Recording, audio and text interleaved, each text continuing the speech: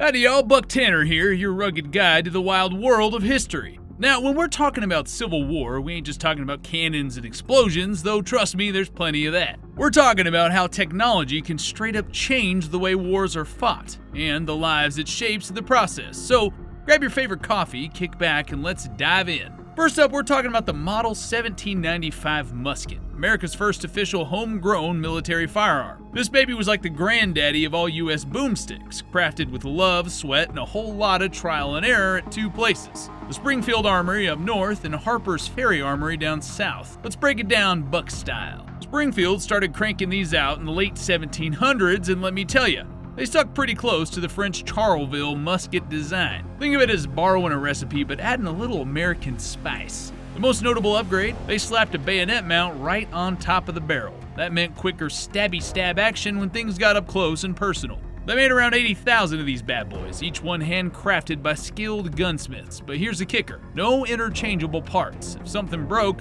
you couldn't just swap it out. Every musket was its own special snowflake, for better or for worse. Over to Harper's Ferry, production kicked off in 1801. They didn't waste time putting their spin on things. The Harper's Ferry musket had a shorter 42-inch barrel, making it a little easier to swing around when the fight got tight. They only made 70,000 of these, though, since Harper's Ferry wasn't as big as an operation as Springfield. But hey, what they lacked in quantity, they made up for in gutsy craftsmanship. Here's a rub: Springfield and Harper's Ferry didn't exactly coordinate their efforts. The parts weren't interchangeable, so if you tried mixing and matching, you were out of luck.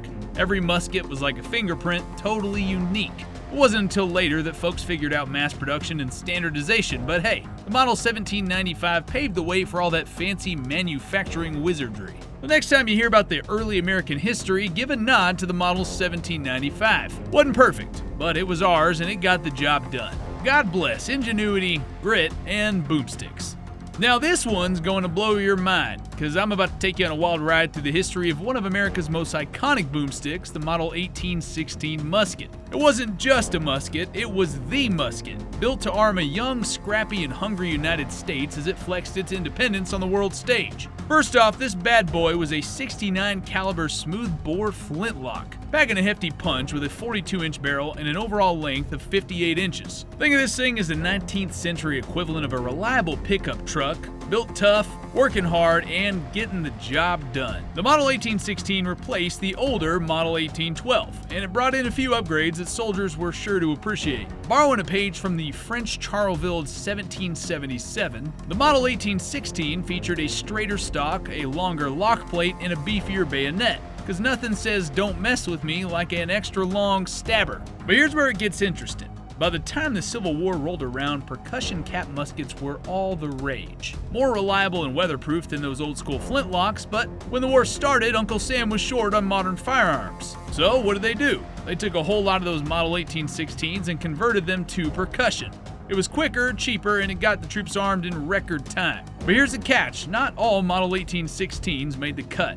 Some stayed in their original flintlock glory, like the one we're talking about today, a real attic-found gem from 1820. The Model 1816 paved the way for future innovations. Its design tweaks led to the creation of the Model 1822, Model 1835, so on and so on, you get it, proving that even a workhorse can be refined. But make no mistake, the Model 1816 was the foundation of America's firearm revolution. Now, go hang that musket on your wall, grab yourself a coffee, and remember, you're holding a piece of the past that helped shape the future. Now, my pals, we're in a history lesson that packs as much punch as the Minie or Minie Ball itself. This little hunk of lead didn't just change the game, it rewrote the rules of warfare. Let me tell you why every Union and Confederate soldier cursed it, feared it, and relied on it like their lives depended on it. Because, well, it did. The Minie Ball first made its name with the Brits during the Crimean War in 1853-56, where it turned infantry into sharpshooting machines. A squad of 150 soldiers using Minie bullets could dish out the firepower of over 500 muskets. That's the kind of math that makes generals grin and enemies run. When the American Civil War broke out in 1861, both the Union and the Confederacy jumped on the Minie bandwagon faster than you can say flintlock. The U.S. had already fine-tuned the designs thanks to a guy named James Burton at the Harper's Ferry Armory. Burton ditched the iron plug Minie used, making the bullet simpler, cheaper, and perfect for mass production. Here's where things get deadly. The Minie Ball's accuracy was off the charts for the time. With a range of 200 to 250 yards, soldiers could pick off enemies from distances unheard of in traditional musket combat. It was like giving every soldier a sniper rifle compared to the smoothbore muskets of old. Infantry charges and cavalry assaults, the bread and butter of 18th century warfare, suddenly turned into meat grinders. You could fire from behind cover, hide in the trees, or hole up behind barricades. By the time the enemy got close, they were already dropping like flies. The Springfield rifle musket firing Minie balls became the standard issue firearm, and the Federal Army in Springfield, Massachusetts churned out nearly 2 million of them during the war. Don't get me started on the medical side of things neither. If you got hit by one of those, odds are you'd lose the limb or your life. Field hospitals became amputation stations, with surgeons sawing off arms and legs faster than barkeeps pour drinks on a Friday night. So there you have it, folks, the Minie Ball. A little piece of lead that reshaped the war and left a mark on history, and unfortunately a whole lot of soldiers too. If you're holding a Civil War era rifle or digging through relics, remember this bullet didn't just fire, it defined an era.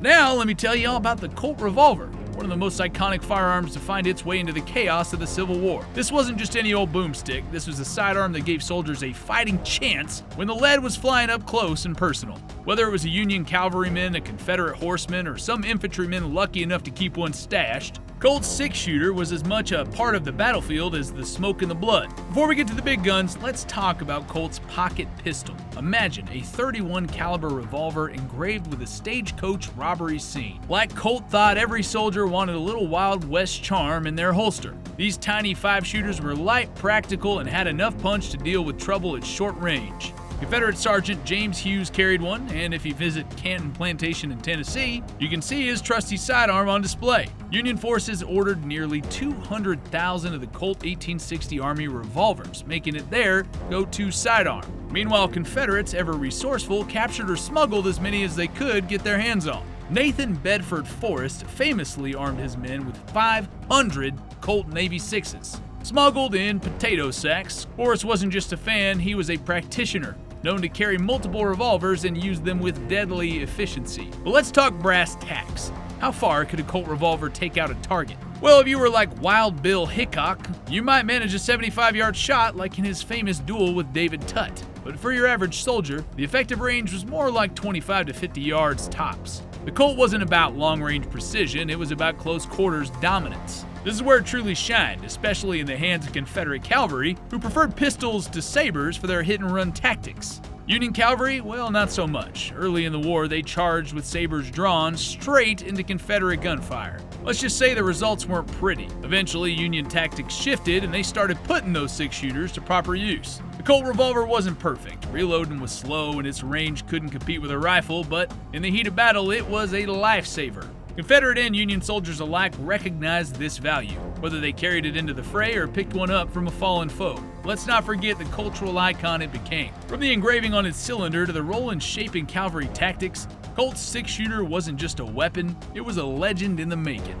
Alright, sharpshooters, let me spin you a yarn about grit, gunpowder, and the innovation that changed the game on Civil War battlefields. Picture this. A Union cavalryman armed with a Sharps carbine that could fire 10 shots a minute. That's not a typo, folks, 10. Compare that to the poor fella across the battlefield fumbling to ram a Minie Ball down to Springfield musket and maybe squeezing off 2 shots in the same time if he's lucky. The Sharps was a slick operator. Instead of shoving powder and a ball down the barrel, he loaded it from the breech. Clean, quick, and deadly. But Sharps didn't stop there. This beauty came with a pellet primer feed system that automatically advanced a primer with every shot. That's like having cruise control in a world of horse-drawn carriages. It meant no fumbling with tiny primers in the heat of battle.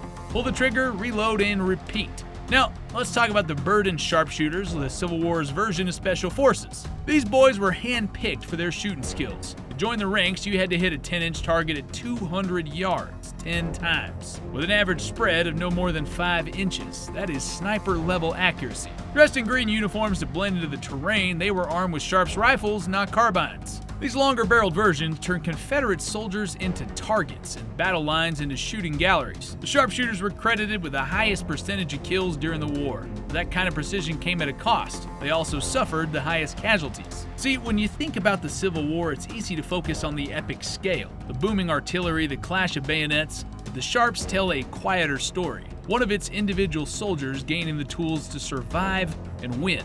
It's the kind of story that gets buried in the textbooks, but lives on in the hearts of those who appreciate what it took to fight and endure.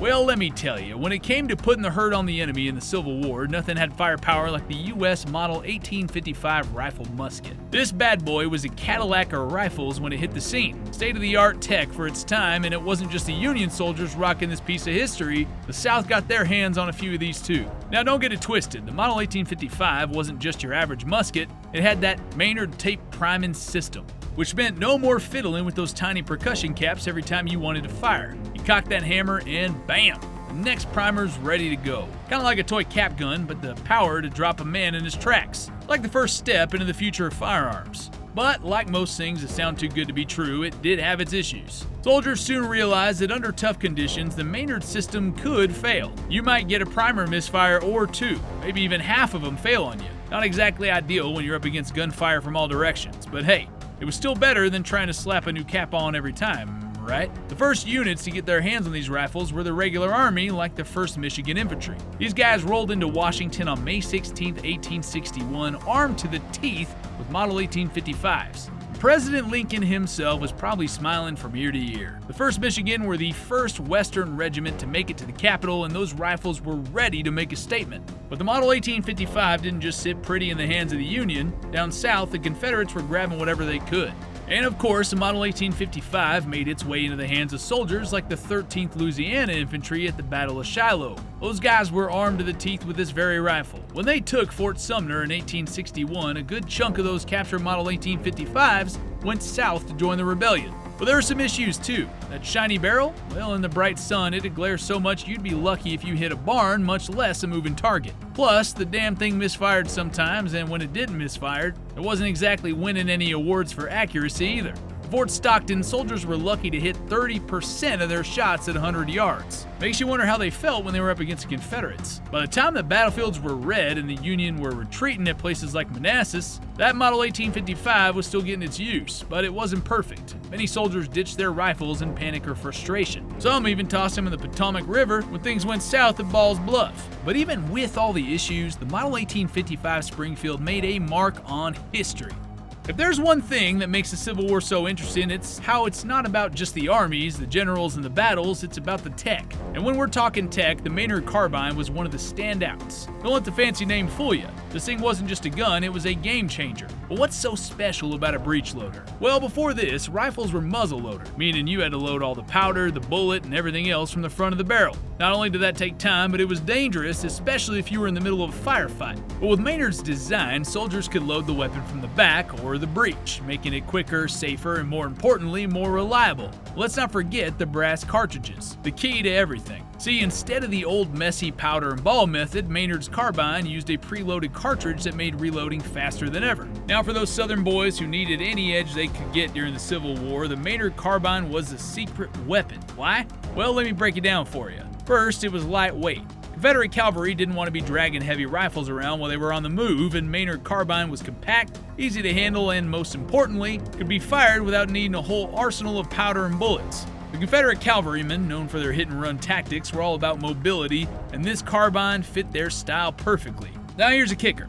This particular Maynard Carbine, the one in the Duxbury Rural and Historical Society collection, has a fascinating backstory. It was made in Massachusetts, stamped with the Maynard Arms Company, Washington, D.C., and manufactured by Mass Arms Co., Chicopee Falls. Here's where things get wild. This was a Confederate weapon. Yeah, you heard me right. Union-made, Confederate used. Well, how'd that happen? Some of the southern states went into full-blown panic after Lincoln's election. They needed guns, and they needed them fast. The Maynard Carbine was the answer. Southern states snapped up as many as they could get their hands on. Mississippi, Florida, Georgia, you name it. In fact, over 90% of the initial production of these carbines went straight to the Confederacy. Well, let's talk about how this carbine ended up as a trophy in Duxbury. It was snagged by Union forces after the Battle of New Orleans in 1862. The CSS Manassas, a Confederate ironclad ram, was one of the ships involved in the battle. And get this, it was built in Medford, Massachusetts. So the Union sailors were facing off with a ship that was literally made in their backyard.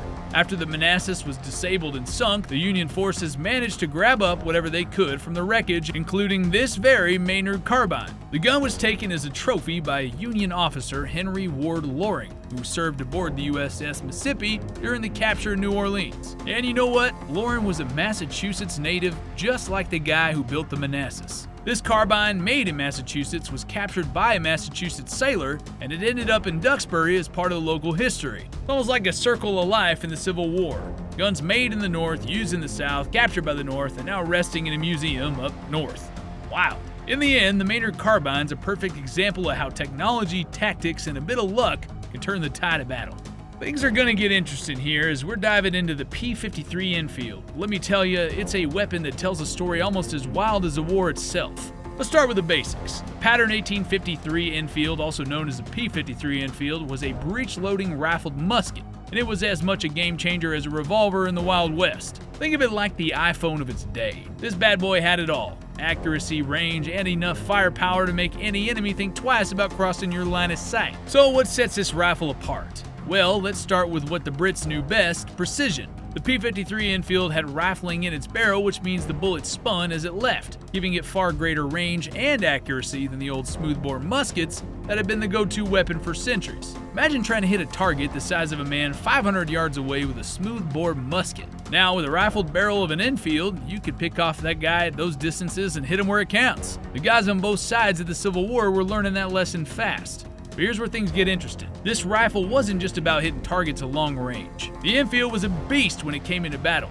See, it was a standard issue for the British Army, and it was exported all over the world. By the time the Civil War kicked off, the Confederacy realized they needed to keep up with the North's growing arsenal of weapons. So, what do? They made a deal with the British to get their hands on these rifles, and they didn't stop there. They even managed to grab some of the best ammo to go with it. Now, let me break this down for you. The P53 Enfield wasn't just about bang bang, it was about tactics. While the Union was figuring out how to harness the power of its more advanced rifles, the South had its hands on one of the most lethal weapons of the time. Confederate soldiers used it for everything from sniper fire to direct assaults, and its quick reload time was an absolute game changer. A well-trained soldier could get off 3 aimed shots in a minute, a hell of a lot faster than the Union Springfield Model 1861, which is a bit slower on the draw. The British-made P53 Enfield wasn't just a weapon, it was a symbol of the Confederacy's resilience. With limited resources, the South had to make do with what they could get, and the Enfield was their golden ticket. It gave them an edge in battle, especially in engagements where accuracy and quick reloading were the difference between life and death. The Confederacy sharpshooters, armed with Enfields, became some of the most feared marksmen on the battlefield, picking off Union officers and soldiers from impossible distances. But let's take a moment to talk about how these rifles made their way across the pond. The British were neutral during the Civil War, but that didn't stop them from supplying the South with arms. The Enfield's popularity spread like wildfire, and the Confederacy wasn't shy about grabbing everyone they could. They had to, because they knew they wouldn't compete with the Union's industrial power. The P53 Enfield was, for all intents and purposes, their best shot at keeping the Union Army at bay. The Union, on the other hand, was scrambling to catch up. The superior rifle of the North, the Springfield, was still a good weapon, but it was no match for the accuracy and firepower of the Enfield. Man, the P53 Enfield wasn't just a rifle, it was a turning point in how the war was fought. It made soldiers think differently about range, accuracy, and timing. The Enfield showed the world that the future of warfare was about precision and firepower, and the Civil War was a proving ground for that idea. It wasn't only the weapon of its time, it was one of the best. Its accuracy, range, and quick reloading made it a favorite of both the Union and Confederate armies, and it left its mark on history.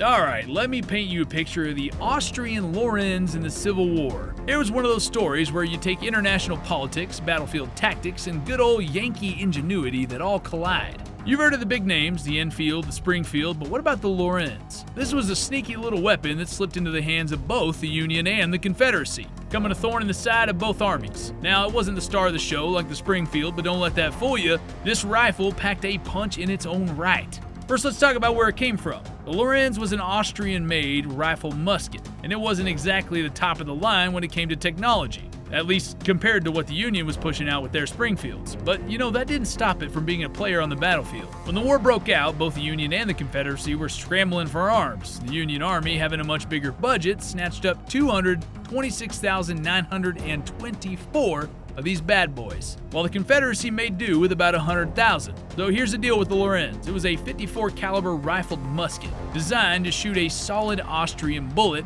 unlike the Minie Ball, everyone's go-to projectile during the war. See, the Lorenz bullet was a solid flat-base slug with 2 deep grooves. This meant the bullet would expand upon firing and jam itself into the rifle in grooves in the barrel, giving it a pretty good kick for a rifle that wasn't exactly famous. But here's the thing, Lorenz didn't just shoot any bullet. Southern troops had their hands on these rifles and were casting their own projectiles, like some makeshift workshop operation down in Raleigh, North Carolina. These bullets had the same groove and would have been a familiar sight on southern battlefields, especially with troops in the Army of Tennessee who really took to the Lorenz. And it's worth mentioning how the bayonet was just as unique as a rifle. Union Private Alfred Ballard described it as longer than a U.S. pattern, 4-bladed, and as sharp on the point as a needle. Now, when you're in the thick of battle, that kind of bayonet's gonna make you rethink charging a guy with one of those bad boys on it. The Lorenz had a quadrangle bayonet with a distinctive curved attachment mortise that made it stand out. Still, it's not just the mechanics of the rifle that make it interesting, it's how it ended up in the hands of soldiers who had to use it.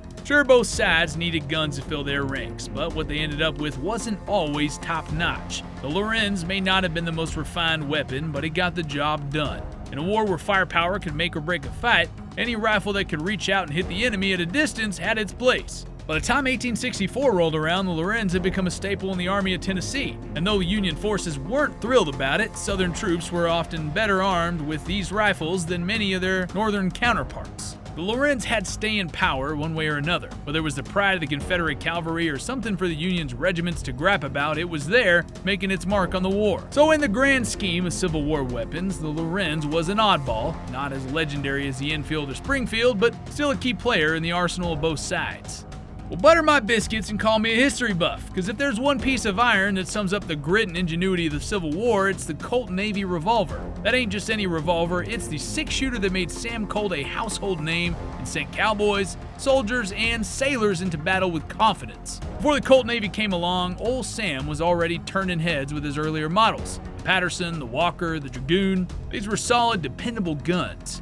But like trying to fit a square peg at a round hole, they weren't quite perfect yet. Then came the Colt 1851 Navy, a 36 caliber belt pistol that found its Goldilocks zone, not too big, not too small, just right. The Navy got its name because it first wooed the U.S. Navy, but make no mistake, this bad boy wasn't confined to the open seas. Soldiers, civilians, and officers across the Union and Confederate lines made the Colt Navy their trusted firearm. But why? The 36 caliber had enough stopping power without the heft of larger revolvers like the Dragoon. This thing could fire 6 shots with precision, and in a fight, that was worth its weight in gold.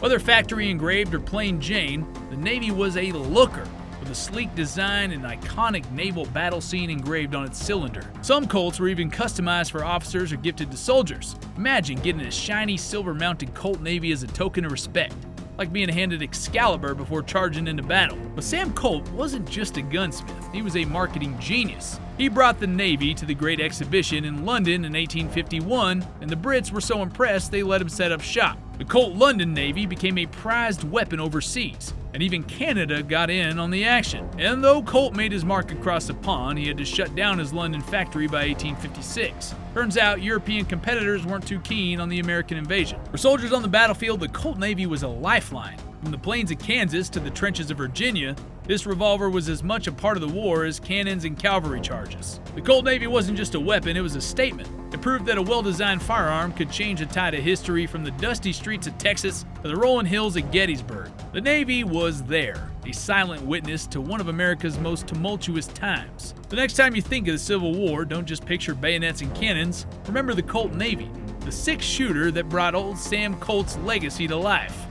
Okay, saddle up, because I have been your trusty guide to the wild and wondrous tales of American history. And right now, we're going to talk about one heck of a game changer in the Civil War, the Henry Rifle. If this beauty doesn't make you tip your hat to old-fashioned ingenuity, nothing will. The Henry Rifle, born in 1860, wasn't just a weapon, it was a revolution wrapped in brass and steel. This lever-action repeating rifle packed a 15-round magazine, loaded with self-contained metallic cartridges. Let me put that in perspective for you. While most soldiers were fumbling around their single shot, their muzzle-loaded muskets cranking out maybe 2 to 3 shots a minute on a good day, a soldier armed with a Henry could rattle off between 15 and 30 shots per minute. That's like a horse-drawn buggy racing a steam locomotive. Wilson's Creek was where the Union and Confederacy squared off in 1861. While the Henry was not there to sing its sharp metallic song, Its presence in Missouri tells the story of a time when technology could turn the tide of battle. This wasn't just another rifle, it was a harbinger of things to come.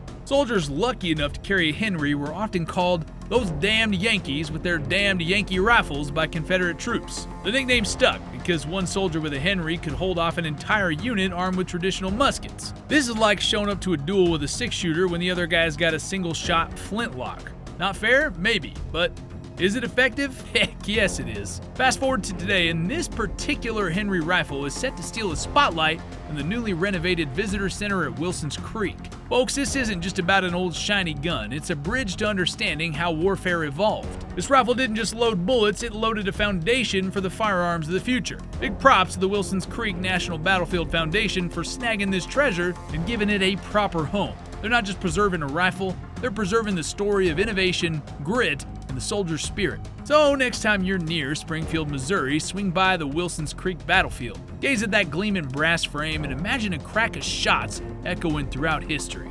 Now, the Spencer Carbine wasn't just a gun, it was a revolution. Before this bad boy hit the scene, most soldiers were stuck with muzzle loaders, and these were about as fast to reload as molasses in January. The Spencer, it brought some serious firepower to the fight with its 7-shot magazine. 7 shots! That's 7 chances to save your hide in a firefight when your enemy's still fumbling with powder and ramrods. And here's how it worked. The magazine tube was tucked into the buttstock holding 7 metallic rimfire cartridges. To load, you drop the cartridges in the back end like feeding a hungry beast. And then, with a flick of the lever, the trigger guard, the spent shell was ejected and a new one slid right into the chamber ready to go. This slick mechanism meant a soldier could fire up to 20 rounds per minute, turning him into a one-man barrage. And if you were packing a Blakesley cartridge box, which held extra preload magazines, you could keep up the firestorm even longer. It was as close as the Civil War came to having a machine gun. But the Spencer Carbine wasn't just fast, it was tough. Soldiers loved it for its reliability and simplicity in the field,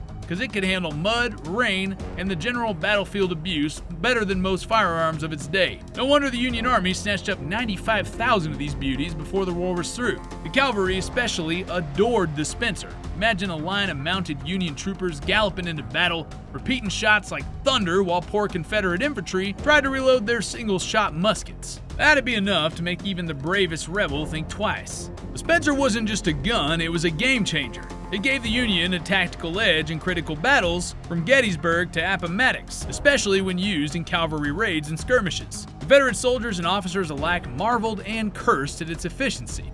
Even General Robert E. Lee reportedly remarked on its devastating effectiveness. By the war's end, the Spencer Carbine had earned its place in history as one of the most innovative and impactful firearms of the 19th century. It showed the world what repeating rifles could do, paving the way for a whole new era of weaponry.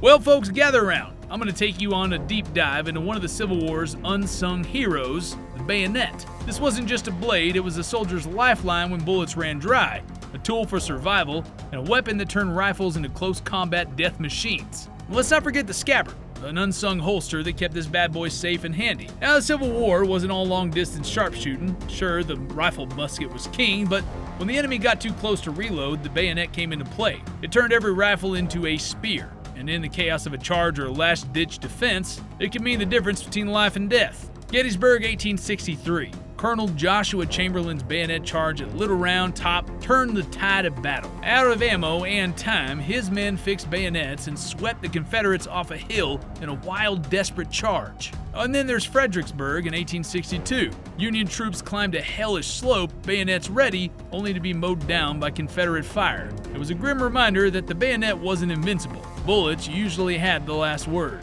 But you know, a bayonet without a scabbard was like a cowboy without a saddle. Pointless. The scabbard, usually made of leather or metal, hung off a soldier's belt, keeping the blade secure but within an arm's reach. It was simple, sturdy, and sometimes even decorative, but it had one job: make sure the bayonet was ready when the moment came. Life as a Civil War soldier wasn't all about glory and gore. There was a lot of long, boring days and tough survival moments. That's where the bayonet pulled double duty. But there you have it, folks. The best guns of the Civil War. Whether slashing through a charge or hanging quietly in its scabbard, they were a soldier's companion in the thick of it. If you enjoyed content like this, be sure to like, subscribe, and hit the little bell thingy. Or click on the next video on your right. Until next time, keep your steel sharp and your wits even sharper.